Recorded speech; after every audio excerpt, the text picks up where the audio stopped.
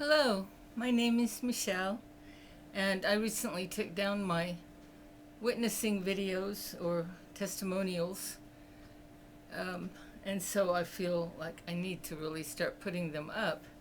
And especially because of this verse in the Bible, it's actually talking about the future from our time, but I do believe we live in what could be called either the beginning of the end times or the end of the end times. I don't know which, but we're somewhere in those end times. And so I think it's appropriate to read this, even though it hasn't totally happened yet. It's in the process. Okay, this is Revelation 12:10 out of the Modern English Version, which is the update to the King James. The MEV uses the same documents as the King James Bible. Interestingly, by the way, this Bible, this Modern English Version, was presented to Queen Elizabeth in 2016, and she accepted it. It was done as sort of with the tradition of the King James Bible, because that was commissioned by a king of England. And so, and this Bible was accepted. I guess they made a special royal Bible for her of it, and she accepted it.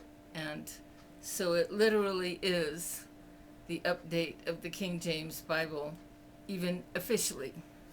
So, anyway,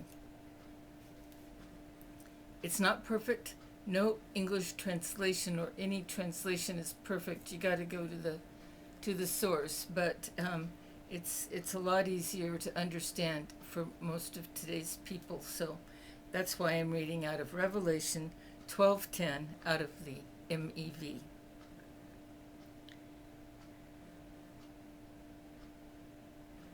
Then I heard a loud voice in heaven saying, "Now the salvation and the power and the kingdom of our God and the authority of his Christ have come.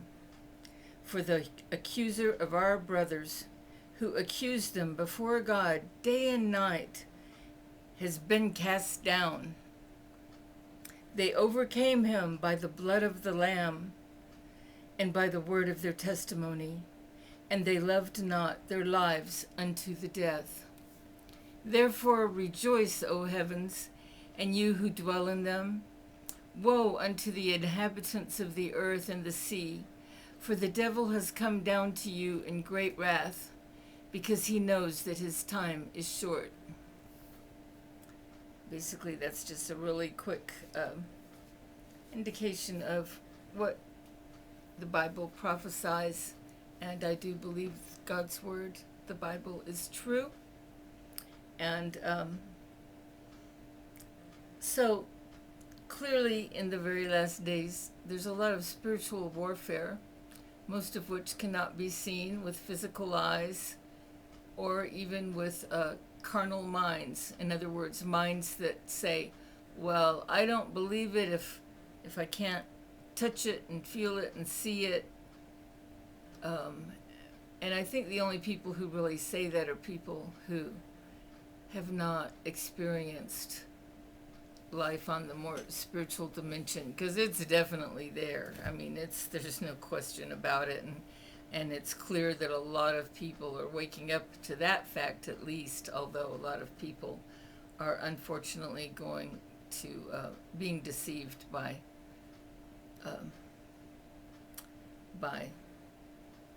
some of the same forces that deceived me most of my life. So this is going to be my abbreviated testimony, because I'm just about to be 72 years old, and that's a long life, and it took me a long time, not so much to come to Jesus, but to really come to Jesus. I mean, come to Jesus and trust him. Well, I think I already kind of trusted him a lot, but I did not want to read the Bible.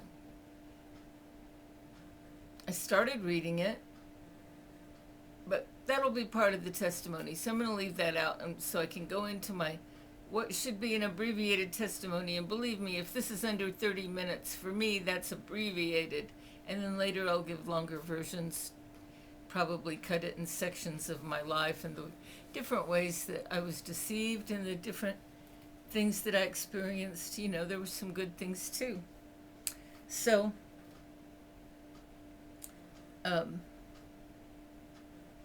came from a broken family. Both of my parents at the time I was born, and to my knowledge, at least until their divorce, I don't think either one of them identified as a follower of Jesus. And me and my little brother became living with our bachelor father.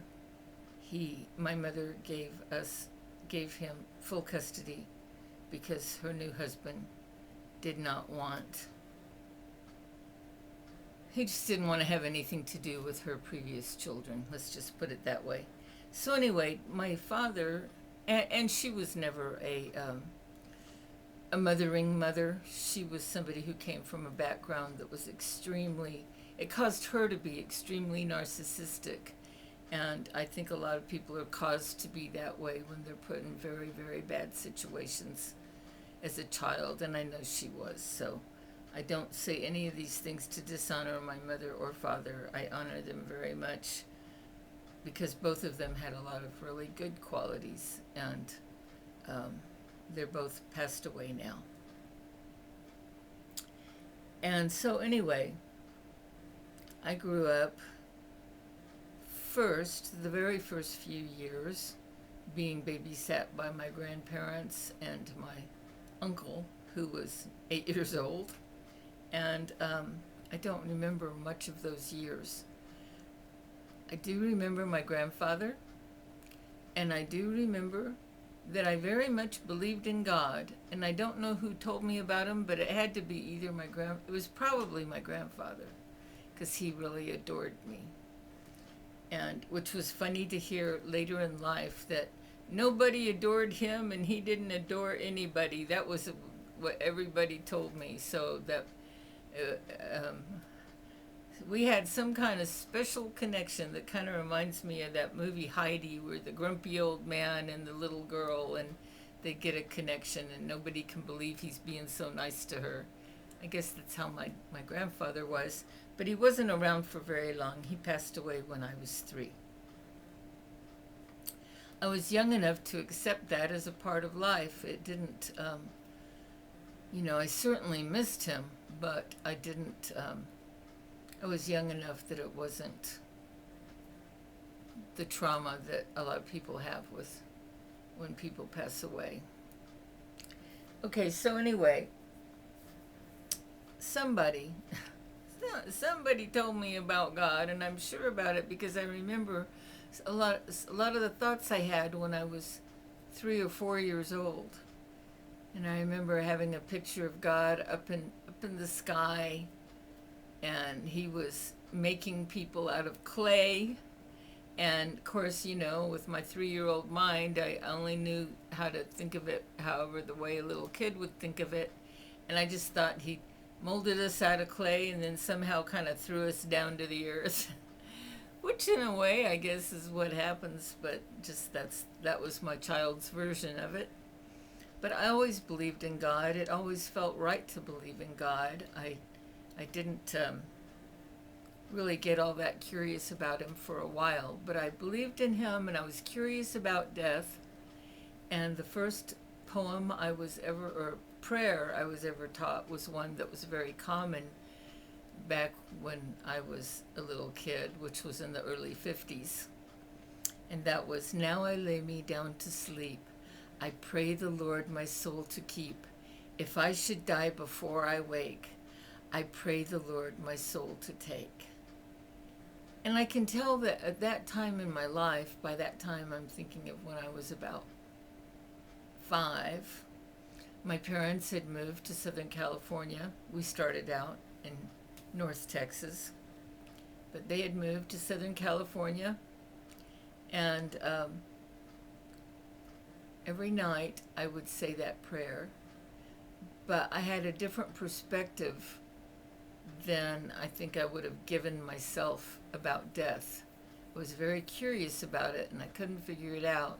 And probably one of my parents told me that when you die, nothing happens. It's just nothing. Because that's what I was trying to picture. I'd say that prayer every night, and then I'd lay there and think about, I wonder what it's like. I guess it's just like kind of floating in space, and I pictured myself being in a casket, floating around in a black space. There'd be nothing going on, and there was nothing to do. And I think about that every night. So that's how I kind of started out in life with my belief system. But I still believed in God. I didn't know what it meant, but I believed in him. I knew that he was everywhere. I knew that he knew everything, and that he was my creator. I think that's pretty much all I knew, but I knew it really well. And anyway, since this is my abbreviated testimony, my parents got divorced by the time I was 8, and we were living in Southern California, all around the LA area, sometimes a little further north. We tended to move a lot because I don't really know why. If I'd been an older person, I might have been asking, because we moved probably every 6 months. But my dad kept a steady job for a while, working for E.F. Hutton as a stockbroker, though we were not well-to-do. And let's see.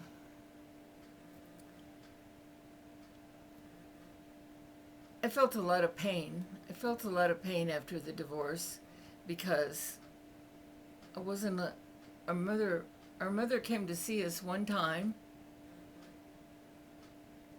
and then she left, and then I wasn't allowed to call her anymore. I wasn't allowed to see her, call her, or even write her letters. And I was always told that those were the rules of her new husband. And that's all I knew, but being a little kid, you want your mother, or the image of what you think a mother is. She didn't really have maternal feelings. I understand that now. She was only 18 when she had me, and she didn't really want to have me. But that's what happened to her. And anyway, and my dad was much older than her, 12 years older than her. So anyhow, that was really painful to me. Not having a mother. And I couldn't understand why. How come I couldn't have a mother? I would see cartoons and everything, the mother ducks love their little babies, so why doesn't she miss me and come and see me and things like that? So that was sort of the beginning, maybe when I was about 8, when I got especially concerned about some of these life issues. And this is also when some of the strange things started happening in my life that I believe probably have a supernatural component. I'm not always sure. I just know that it happened. Is that I would be sleepwalking. I was first caught sleepwalking when I was 7 or 8, when my parents had first gotten divorced. Actually, they hadn't gotten divorced yet. They were separated. And we were living with our dad. And we had a housekeeper who was a live-in housekeeper. And she heard the front door open. And, during the day, I could not open that door. It had like 3 or 4 locks on it, and I couldn't figure it out. And it was very frustrating. But she woke up and she discovered the front door was open, and I was walking down the front lawn, which ended in like a 6-lane highway. They didn't call it a highway back then, but it was at least 3 lanes on each side. And cars going fast, and it being Southern California, LA area, there was cars going by all the time. Anyway, she woke me up. She came running out there, Michelle, Michelle. And I kind of like felt confused, and I just remember going and looking and seeing the highway in front of me and that I had been walking toward, and she said, "Come in the house." And anyway, that was the first time it happened, and I think it was probably because of a trauma, but I don't really know much else. And then about 4 years later, when we were living with our grandparents, our dad gave us to his parents for almost a year while he was dealing with alcoholism, is the story that I was told. I don't know if he was really dealing with it because he was still drinking when I went back, but anyway, during that year that I was living with my grandparents, me and my brother, we were almost 6 years apart, so I tend to leave him out of the story because we weren't close enough in age, plus we were a boy and a girl. We just didn't have the same interests, and we didn't play together. I loved him in my heart, but that was about it. I found him very annoying. There was a lot of sibling rivalry because it was really clear that my dad was all about having a son and didn't seem to care much about having a daughter, and so I was very jealous of him. I know that any time I was kind of mean to him, that was the real reason why. It was my jealousy. And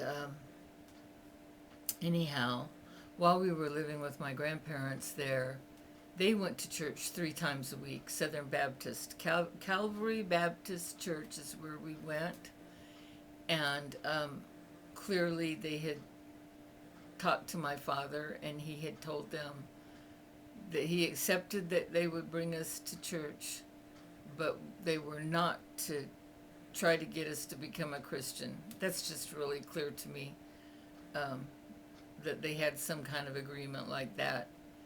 And so they never ever taught my grandparents, those grandparents never talked to me about Jesus at all. But they did tell me it's time to go to church. And then at church, it was kind of frustrating because I didn't feel they were giving me all the answers I wanted, because I was new to all of this. And I couldn't understand why we were supposed to have faith in the Bible when I knew that there were other religions that had their own books that they thought of as scriptures. So why should I believe the Holy Bible as opposed to any other book in the world? And the only thing the Sunday school teacher would tell me was, you just have to have faith. And I was like, well, how do you know? I mean, because it's just another book, and there's all those other books. And I'd keep asking her, and she finally just got frustrated and said, don't ask any more questions. So I didn't get much out of Sunday school, but they would take us to the adult worship services every day, every Sunday after Sunday school. And then I also went to what was called Training Union on the Sunday evenings. And then I don't remember what it was called on Wednesday nights, but I went to all those, and that was all pretty adult oriented. And there's things that didn't make sense to me, and I was confused about, but there was a point listening to a sermon one Sunday. I remember, I don't know who I was sitting with, but I wasn't sitting with my grandmother like I probably usually did. And but I just felt really touched. And he was doing what they called an altar call, where he was saying, well, if you want to receive Jesus in your heart, you can do that right now, and just invite Jesus into your heart. And I wanted Jesus. Whatever had been talked about, I loved him. I wanted him. And I invited Jesus into my heart. But then we were supposed to, if we invited Jesus into our heart, we were supposed to walk to the front. But I knew that I couldn't do that without getting permission. I was 11 years old. So once we got home, I told Grandma that I wanted to get baptized. She got a worried look on her face, and she said, "Well, we have to call your dad and see if that's okay." And then anyway, I called him, and he was very anti-religion, and so he made it clear he was not happy with that idea, and that no, he did not give my permission. I'd have to wait till I got older, and but the reason I even tell that story is because I really do believe that God honored that Jesus honored that to an extent, because all the influences I had going back to Southern California, uh, maybe 5 months before my 12th birthday, I went back to live with my bachelor father. My brother was left in Texas with an aunt, and it was Southern California. I mean, even though it was the 60s, we're talking like 1964. It was the modern place. Everything happened in California first, although there appeared to be an argument between New York and California who was first about anything. But living in California, I believed whatever the Californians said, and they said everything happens first in California. And I think there's a lot of truth to that when it comes to when things change. A lot of things changed in California first, and then I'd see years later it coming to other states that I lived in. Well, anyway, I'm making this way too long, and I'm so sorry. I'm going to try to really hurry this up. My dad, he had a whole lot of girlfriends, and I'd met about 20 of them.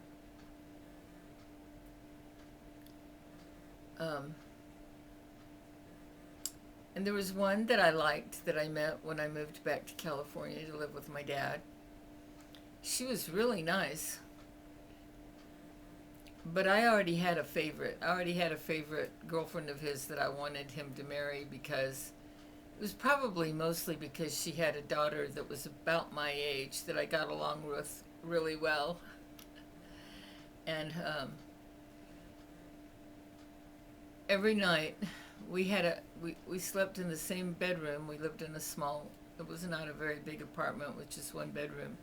But in my dad's bedroom there was a bunk bed next to his big king-size bed, and so I slept in the bunk bed and he slept in his bed. And almost every night, for a period of time, he would ask me, "Hey, Michelle, should I marry Jackie?" Jackie was the lady that I had just met. She was really nice, and she, in fact, moved into our apartment complex. And they worked at the same place over at E.F. Hutton, and that was not allowed. They were not allowed to date. And so that's the excuse I was given later of why I was not told that he had already married her. I had no idea. And so every night he'd be saying, "Should I marry Jackie?" And I'd say, "Oh, I like Jackie, but you ought to marry Nada." And I stuck to Nada. Every time he asked, I was always wanting him to marry Nada. And I'd say, and he'd say, "But isn't she nice? Isn't Jackie nice?" "Oh yeah, she's really nice, but I want you to marry Nada." So he was not getting the answer he wanted, but anyhow, I had a terrible time there in California. We were living at the time in Burbank, California. And I was the new kid at school, and I guess that's a really bad thing to be in Southern California, is the new kid at school from Texas, of all places. And the teacher pointing out to the rest of the class all the time that I had already learned whatever they were being taught, so that made me look like some kind of conceited smarty pants or something. Because anyway, I got bullied really badly. It was almost like, it was a whole group of girls, and they would pick on me during lunchtime or recess, and they'd run up and pull my headband off my hair while two other people would untie my shoelaces, and then they'd stand back and giggle. They thought it was really funny, and it would happen every day. And I didn't have any friends there. I didn't know anybody, and it was horrible. And I was really glad when we moved. My dad said, we're going to move back to Texas. I'm going to quit being a stockbroker. He was going to go be an associate professor at Texas A&M. And I knew I was just glad to get out of there. And I didn't find out until we were already moving there. He had told me that Jackie was going to come and be our housekeeper, because we had gone through many housekeepers as I had been growing up. He'd have a housekeeper for 6 months, and then he'd either move or say he couldn't afford her anymore, and then he'd let her go, and then would have another one. So anyway, so that sounded normal to me, for us to have a housekeeper. And that Jackie will make a great housekeeper. But then I found out before she got there, but after we already were in Texas, that he had married her. And I was very angry and very hurt, because I wasn't against the fact that he married her, because I really liked her, but I was against the fact that I didn't get to be at the wedding. And I wanted to be a part of it. Well, anyway, it was strange being with the stepmother, because she had expectations of me. She didn't realize how I had been brought up. She didn't know that I had been given no rules or guidance other than, basically, geez, if I try to think of rules our dad gave, it's, I don't know if there were any. I was lucky that I wasn't a wild child, because he definitely gave me the latitude, or whatever you want to call it. I could have been extremely wild under his. He just didn't pay attention. He just, as long as he didn't even worry about it if I didn't get home until after dark. And back then, you could actually walk around as a child and not be molested. At least that's what happened to me. I was very fortunate. But anyway, things weren't the same. When I had a stepmother, it was, everybody said I should call her mom. I didn't want to call her mom. I'd already known her for 6 months or whatever, and maybe I'd even known her longer. I can't remember exactly, but I knew her as Jackie. I already had a mother, but so many people pressured me to call her mom, and they told me it would make her feel better and all that. So I started calling her mom. But it kind of salted the wound for me, because I missed having my real mother. I wanted my mother, and I wanted my mother to care about me and love me. And so this is when I was getting really deep into, like, what's life about, and why are these things happening? How come I don't get to have a real mother that loves me? And this mother, she doesn't like me. She liked me, and I could tell she liked me and loved me in her own ways. But there was other things about me. It drove her nuts, because I had not been brought up with any discipline whatsoever, and I was the most unruly, undisciplined child anybody could ever not want to have. And I took it very personally when she would order me to do housework, because I had never been asked to do housework, and I thought it meant she didn't like me. I took it as an affront, and we just had a lot of hard times. Let me just leave it there. And then on top of that, I was convinced that my dad didn't love me. And I can't remember exactly the things that happened, although, basically, as an older person, I discovered that really what I was a child of neglect. He just didn't pay attention to me. The only times, really, he talked to me was once in a while to give me orders, or, like get in the car, whatever. Or to tell me his problems. He used me as his secret keeper. And he told me secrets I didn't want to know because I knew I couldn't tell because it would hurt people. And, but I wanted him to love me. I wanted him to be proud of me. And so I already knew he didn't want me to follow Jesus and that he said that Jesus was just a man. So I thought, well, I need some answers, and he doesn't have answers for me. He admits he doesn't know. He called himself agnostic. And I didn't have anybody to ask. I wanted the answers to those questions, like, why is my life like this? Why isn't my mother around? Why doesn't she love me? Why doesn't my dad love me? Of course, he did love me more than I realized. I mean, at least he gave me food and shelter and clothing, and he did not hardly molest me. I mean, there was a little bit of that, but not, at least that I can remember. I don't think it was very much. When he got really drunk, I just learned to stay away from him. Anyway, I needed answers, and there was a book club called the Occult Book Club. I joined it, and I started getting all my answers out of the Occult Book Club. I didn't have that many questions. I just wanted to know why are things happening the way they are, and I got an answer pretty quickly that it was reincarnation. So if something really bad happened to me, it meant that I did something bad in a past life. And then if anything good happened to me, it's because of something good I did in a past life. And I thought, oh, that makes sense. That sounds good. Got introduced to the word karma, and I wasn't very attracted to a lot of the occult. I was not attracted to yoga. I was not attracted to witchcraft. And I believe part of that was God honoring the fact that I had invited Jesus into my heart.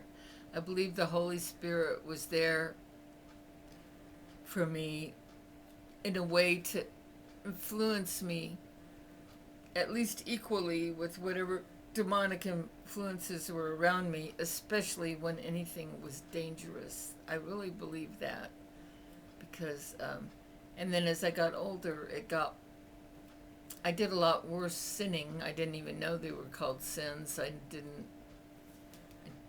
don't think I even had a Bible. If I did, I sure didn't read it. And oh my goodness, I probably already used up my 30 minutes. There's no way I can tell my stories shortly, huh? Well, I'll just have this be part one. Okay, so later we moved to Denver, Colorado. Some bad things happened financially for my dad, which always did. I don't know. Later in life, I talked to my real mother, and she told me, your dad always made really good money, but we never had any money. She said, I never could figure out where the money went. I think she was telling the truth on that one. But anyway, we were pretty poor. I mean, as far as, he didn't get that good of a salary being an associate professor. He didn't have the degrees you had to be a real full-on professor. And he had been invited to